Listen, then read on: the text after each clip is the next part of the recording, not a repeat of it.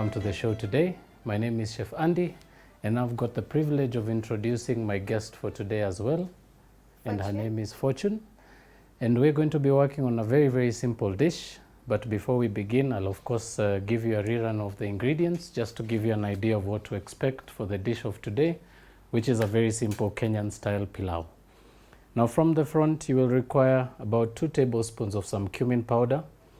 You'll also require some black peppercorns, some star anise, and about 2 medium-sized pieces of some ginger root that's been washed and peeled.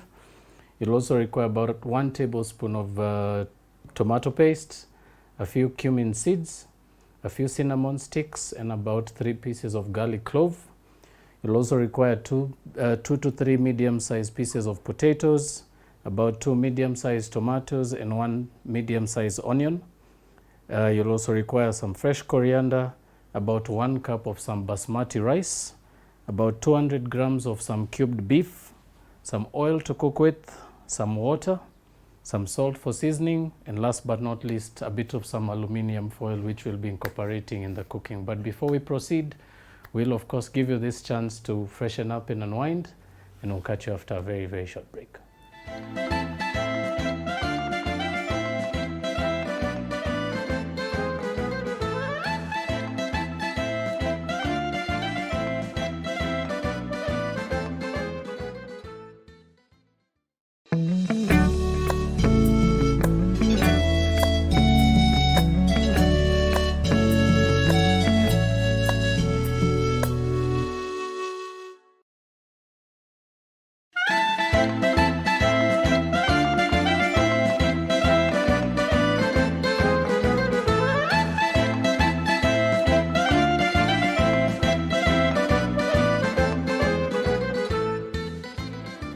Welcome back, viewers. If you're just tuning in, we've just pretty much begun the show by introducing the ingredients that we'll be working with. I will also remind you, for those of you who are just tuning in, that we're going to be making a very, very simple pilau dish for this particular episode. And we're going to start off very, very simply by grinding a bit of our spices. So, Fortune, yes, what are some of the spices that you may be able to recall when you made your last pilau? Pilau masala, tangawizi or ginger, right? Yes. Garlic, Yeah. garam masala. Yeah, pretty much that's it. Perfect. So I heard you say some other things I didn't really seem to be familiar with. So I'm just going to grab them and I'll put them up at the front. Pepper too. Black peppercorns. Yes. Yes. So this basically is the same that we use in a pepper mill. Yeah. So this would actually help us in grinding them. But for the fact that we're going to be grinding more than one variety of dried spice, we're going to be using this particular tool. So something also that you may also want to jot down on your recipes. We are going to be grinding this by machine. Remember, some of us don't particularly enjoy the bitterness or the bits that you can actually be able to chew on when enjoying a pilau. And this particular tool will actually aid in us breaking them down a little more finer so that you can't actually be able to bite them. I also don't like. You also don't like that I'd kind like of it pilau. when you bite some chunks of things you don't really understand. Exactly. So we're going to begin this simple process by adding a few of our ingredients to this beautiful container. This is? So this is cardamom pods. Okay. So we're going to add those first, about a teaspoon. And then we're also going to add cinnamon sticks. And then we're going to add some star anise or cloves. I know them by another name. Cloves. Which one is karafu? Yes, this is karafu. Okay, That is a Swahili term for them, yeah. Okay. And then, of course, last but not least, our black peppercorns. And very, very simply, all you need to do is throw this in a blender, or if you have a spice grinder of this kind, it will also be very, very handy. So this we're just going to attach onto our blender attachment and just crush them.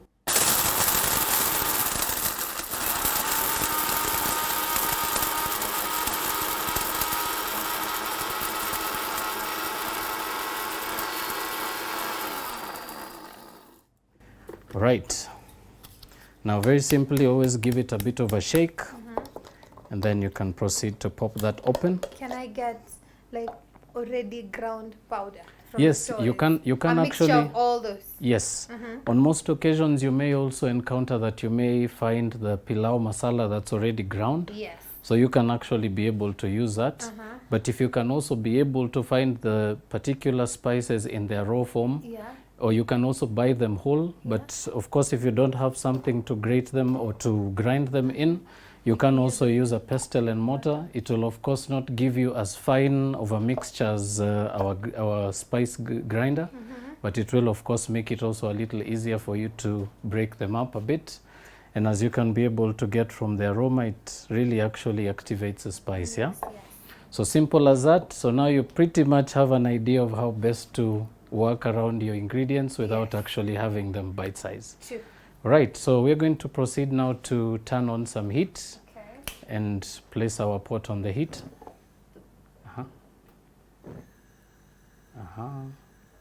Perfect. And then you can turn the heat to low.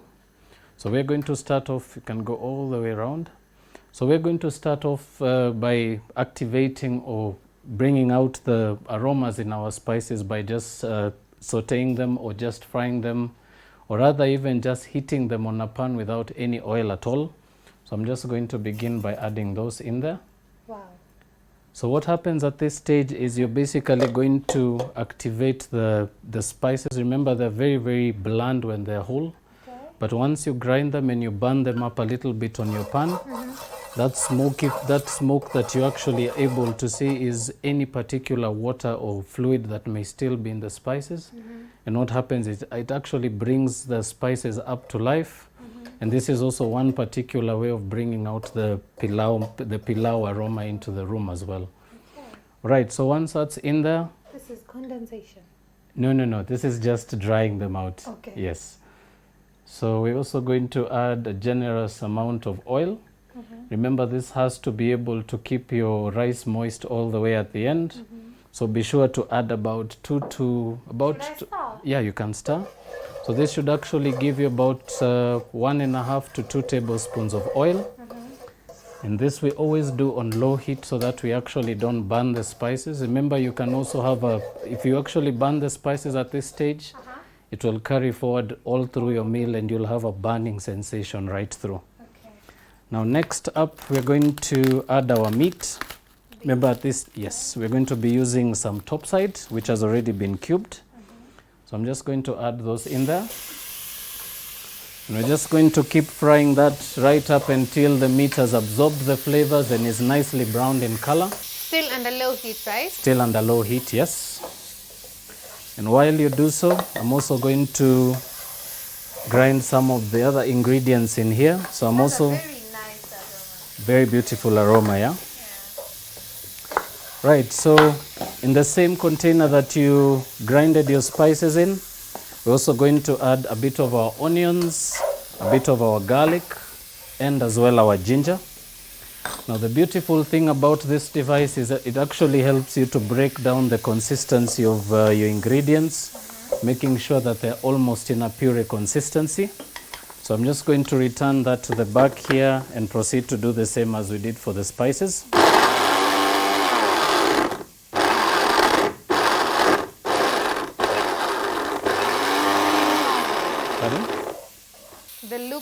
The look in here is really interesting. It's actually nice and rich, yeah? Now, if this particularly gives you a hard time breaking them down, you can always add a little bit of water. And water pretty much aids it in turning it to a paste. Okay.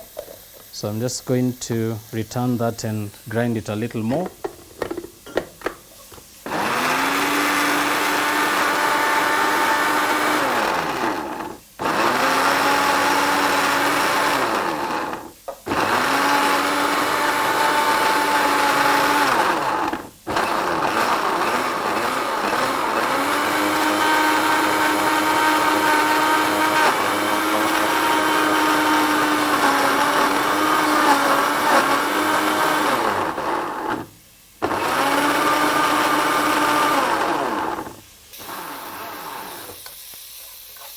So for someone who doesn't have the spice grinder, how can they make such a paste? Because of course for onion you can't especially unwork it.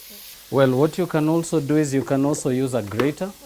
And you can use the smallest attachment on your grater, and that should get them nice and fine. Okay. It will of course take you a little longer, but it will give you a good consistency.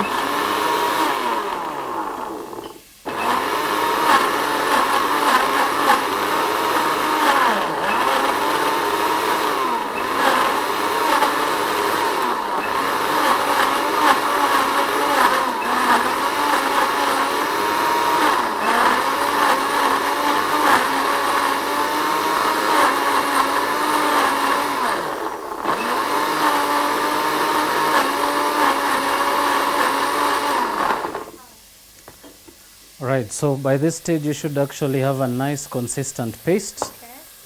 And as I said, this always ensures that you don't actually have any pieces that you can bite on, especially for that finished product. Sure. And now we're just going to add it in there. I'm just going to scoop that in. And of course you will have instances where maybe your ginger may not grind completely. So just be sure to just set the ones that don't grind completely to the side, and you can proceed to add the rest of your paste. Now There's a piece of onion. Pardon? There's a piece of onion in here. You can throw that in here. Okay. Simple as that. And for any particular ingredients, So for any particular ingredients that still may have a bit of chunk, remember you can always just add a little bit of water once more. And you can continuously do this right up until you've got the right consistency coming through. So we're going to take that through the grinder once more.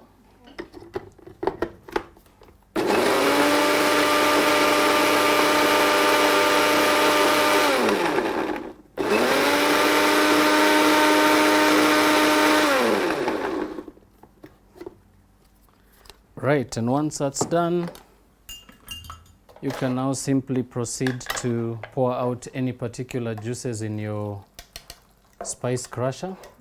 And you can actually also use a sieve to be able to just get the chunks out completely. Okay. So by this stage we do have quite enough of our mixture that's to the consistency we are looking for. Okay. And now you can also proceed to add just a little bit more heat to that, so you can raise the temperature a little bit. Keep going, keep going. Perfect. Now at this stage now you're actually a little more safer when you proceed to add the heat, because you do have a bit of liquid in your pot. Yes.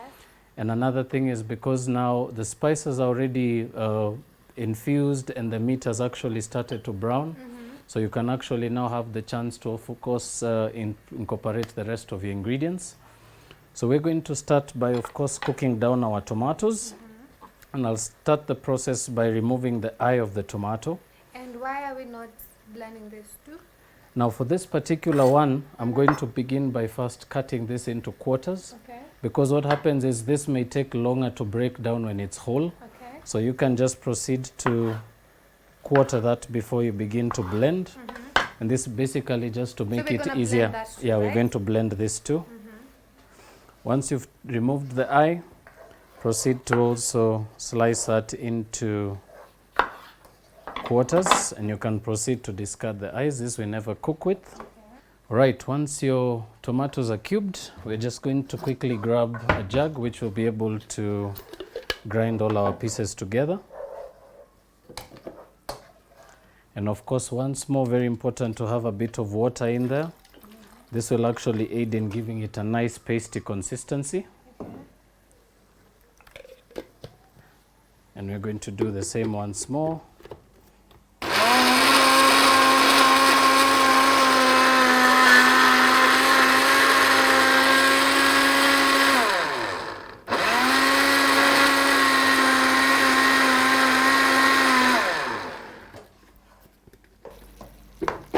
It actually feels easier doing it this way. Yes, it does.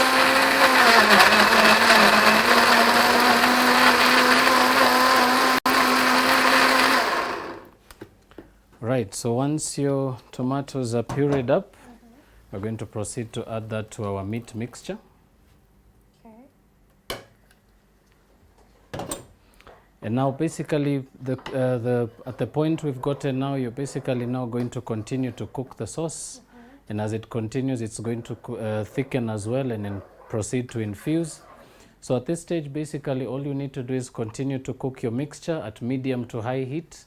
Remember, the liquid will of course reduce as you gradually continue to cook. And once that has reduced very, very slightly, we're also going to be incorporating some of our cumin powder and some of our tomato paste. This looks like it's fun to do. Do you really enjoy this every day? Well, I would say I like my pilau with the chunks of spices in there. I know it doesn't work for most people, but at points that I've had the best pilaus around the country, they actually love to throw the spices in while they're still whole. Okay. But then again, as I mentioned, for some of you who are also pretty much going to be serving this to kids, remember, they may not actually be able to detect this particular small chunks of spice. Yeah. So it's actually also safer, especially if you're making it for young kids, because they can actually choke very, very easily from the pieces of spices. And of course, even for such ingredients as cinnamon sticks that are also nice and pointy, those can actually also be harmful if you swallow them whole. So it's also still a good idea to either crush them, or if you can actually be able to buy spices that are already ground, it will also do you quite a bit of and it'll give you quite a bit of an easy time. All right, so while that continues, I'm also going to proceed to cut up our potatoes. So I'm just going to turn our chopping board around. Most of the pilau that I've come across usually don't have the potatoes in it. So now, one particular difference in adding the potatoes is, especially if you're making a dinner meal and you want to really, really make it nice and heavy, a good addition of potatoes actually gives it a bit of weight to it. And the potatoes as well also enrich the food in that they're actually going to ooze out some beautiful juices. And of course, having a potato inside the rice mixture and the meat also comes in as almost a starch to a heavy dish. And and in most cases, what will happen is you can actually maybe even make more, or rather feed more, when you add a bit of chunky potatoes to your mixture. Okay. So you can actually, it's only a matter of choice, yes. Yeah. Right, so proceed to quarter your pieces of potato. Of course, making sure every time to look for one consistent size.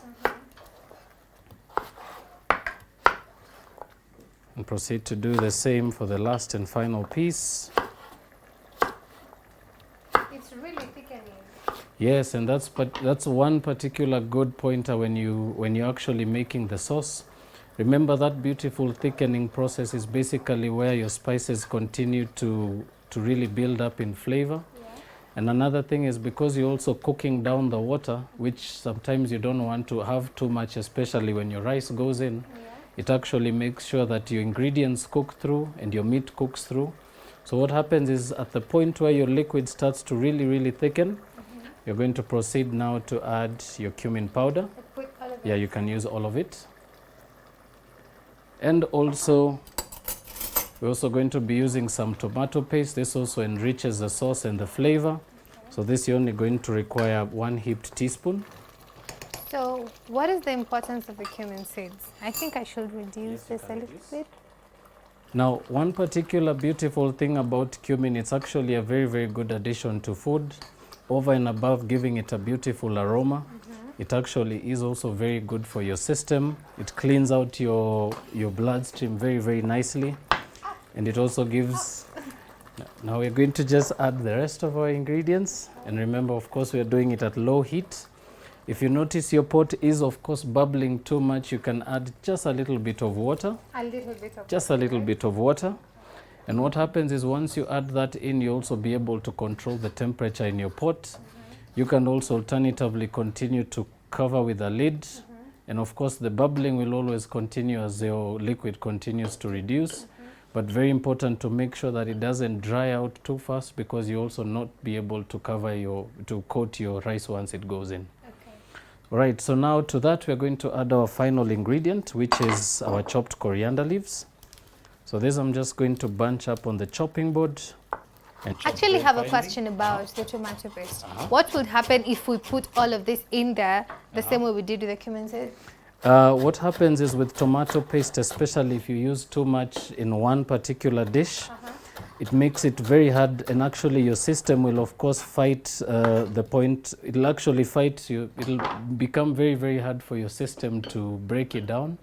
And what happens, it can actually give you indigestion, and you can actually not enjoy the repercussions after you've had your dish. So be very wary not to add too much tomato paste, because another thing, remember, it's actually a concentrate, which means very little of it actually goes a long way. So if you have too much of it, once it goes into your system, your stomach will not be able to break it down. And what happens, it can actually cause a bit of diarrhea. So please always be very exactly. Be very, very cautious when working with tomato paste for that reason. And now to that, we're going to add our coriander. And now, as you can see, we've pretty much made the base for the sauce. And this is basically going to also give the rice a nice, beautiful flavor. You can actually add those in there. Yeah, the stems. Yeah, you can actually leave them there because they're actually going to steam up. And the fact that they also give a bit of burst of color, it's never a bad addition if you have a bit of some springs in there. All right, now as we wind up towards the last ingredient, your sauce is now... We should tell our viewer that the sauce is really thick. It can't just... Exactly. It shouldn't be too watery. Yes. It should actually almost be like a thick sauce at this stage. And of course, your potatoes are still also yet to cook a little bit more. But at this stage, we're also going to add our rice. I'm just going to sprinkle that. What rice is this? So we're working with basmati rice for this recipe. Yeah.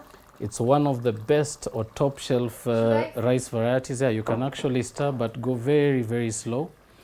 So this is one good addition that you can add to your pantries. Remember, rice does come in different varieties. You get the pishori, which is a little more cheaper in cost. But the basmati is one of the best rice to use, especially if you're going to be making a pilau.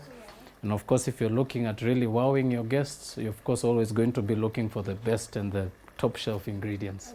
So basmati will never go wrong. It also cooks in a pretty much, it actually cooks very nicely in pilaus in that it doesn't stick to itself.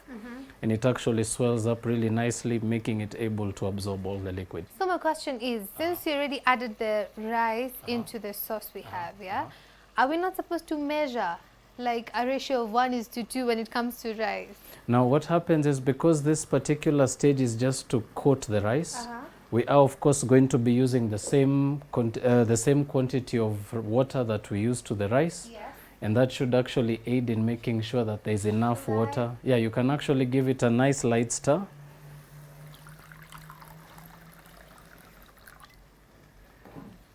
And as you can see, it will become very, very chunky at this stage. So be sure to always add about 1 or 1.5 ratios to the ratio that you measured out for your rice. And you can now proceed to add your water. Should I still stir? No, at this point you can actually just scoop the sides, making sure everything is back in the center. And then we'll also begin to season at this stage, because it makes it very hard to season a pilau once it's fully cooked.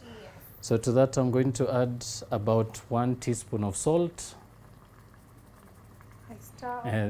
You can also give that a very quick stir, but of course be very, very wary to be gentle, especially at this stage that you've added your rice. And then of course we're always going to look for a beautiful and easier way to make sure that our rice steams up nice and gently and it cooks through. So one particular thing I've learned over periods that I've made my own pilau or even biryani, using a bit of aluminium foil does wonders for the fact that it allows just enough steam to escape, and it also manages to contain the temperature inside the pot very, very nicely. So now to finish off our dish, I'm just going to... While it's still on fire, we're going to put the aluminium foil. Yes. We're just going to cover it while it's still on the burner. And we're just going to allow it to cook at very, very low heat, giving it about 20 minutes. And the mixture should be actually fully cooked once we're done. So very simply, proceed to add the aluminium foil. And you can just proceed to press that right around the top. And one particular... Exactly, and always, of course, make sure to have one particular side that's almost not completely covered to the end, because that's basically where all the steam escapes from. Right, now that of course concludes this fast and simple process. We are of course going to allow this to continue cooking, but please don't touch that dial. When we do come back, I'm going to show you what the pilau looks like, and we'll proceed to plating, and I'll share as well some beautiful serving suggestions and optional additions you can serve with this very, very simple dish. So please don't touch that dial. We'll be right back.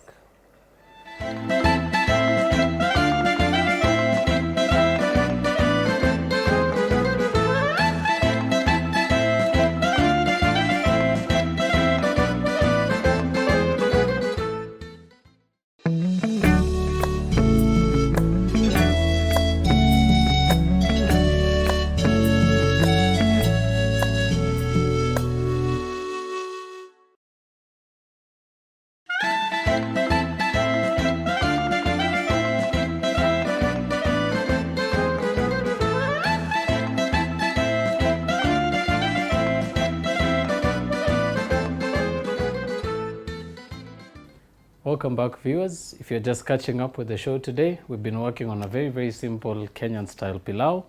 I do of course have some ingredients to my right which I'm going to be using for serving suggestions for those of you who are also looking at a different touch and different technique of making a very, very simple kachumbari or a tomato, onion and lemon salad. Now we'll begin the process of course by unveiling our pilau. I believe it's ready. It's ready. And I will just hand you this bowl. I can take that from you. Okay.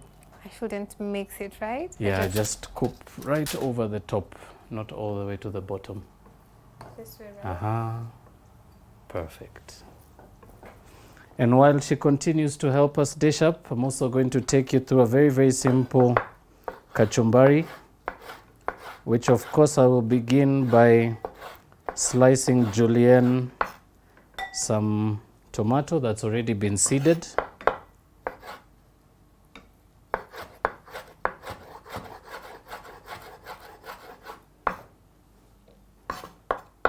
And this is a very, very good complement, especially to a one-pot dish like a rice dish that does need a bit of a lift, especially with the fact that it does not come with any particular sauces to go with it.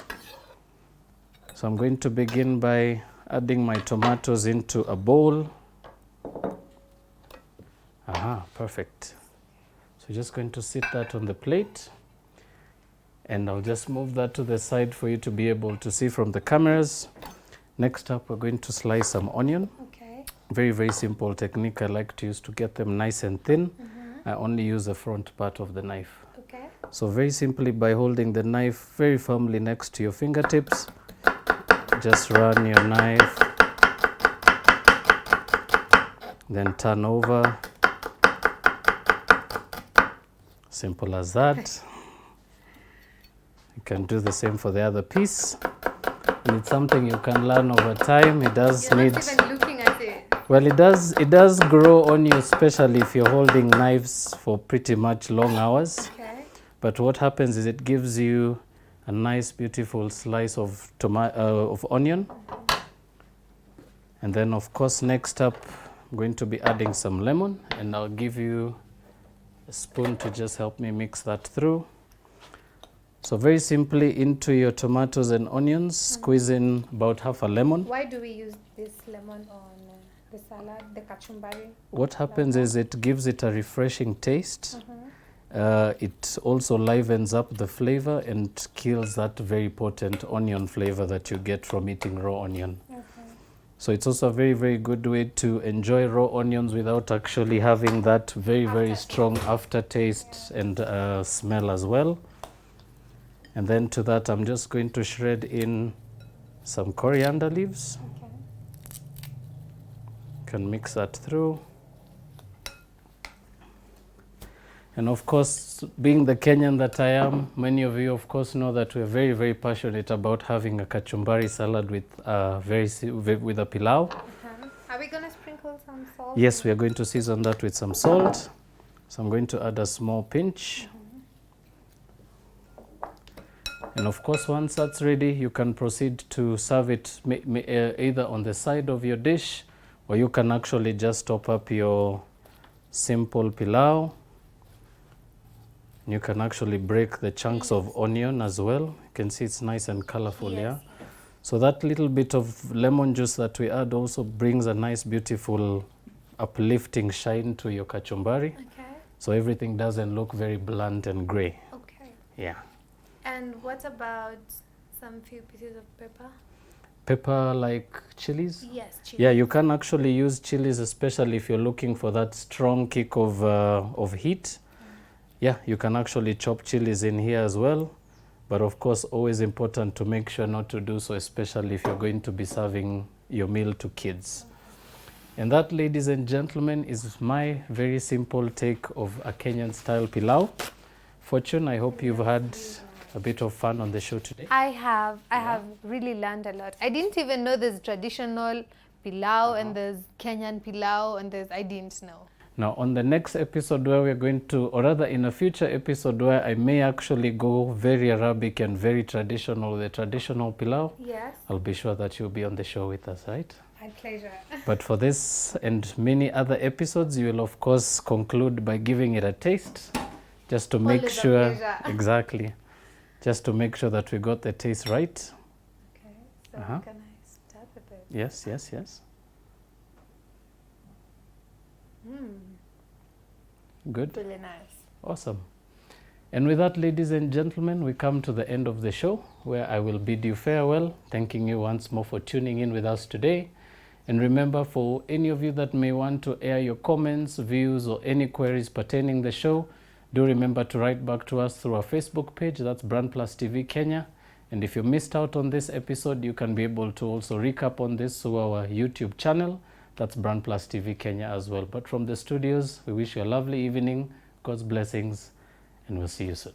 Bye.